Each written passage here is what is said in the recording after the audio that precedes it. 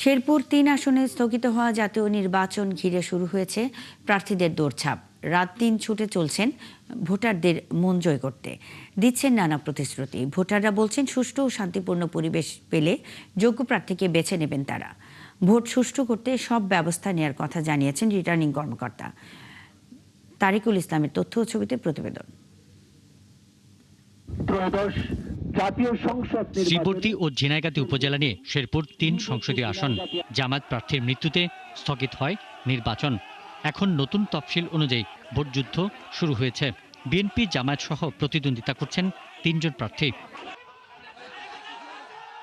দল ক্ষমতায় থাকায় ব্যাপক সাড়া পাওয়ার কথা জানান বিএনপির মনোনীত প্রার্থী। ফ্যামিলি কার্ড, কৃষক কার্ড, তারপর হেলথ কার্ড, সমস্ত প্রতিশ্রুতিগুলি যেহেতু উনি পূরণ করা শুরু করছে, জনগণের মধ্যে ব্যাপক সাড়া জাগছে আমাদের এই মাননীয় প্রধানমন্ত্রীর কার্যক্রম কর্মসূচি। অন্যদিকে জামায়াতের প্রার্থী বলছেন দল নয়, ভোটের মাঠে ভোটারের চাওয়াই মুখ্য। জয়ের ব্যাপারে শতভাগ আশাবাদী তিনি।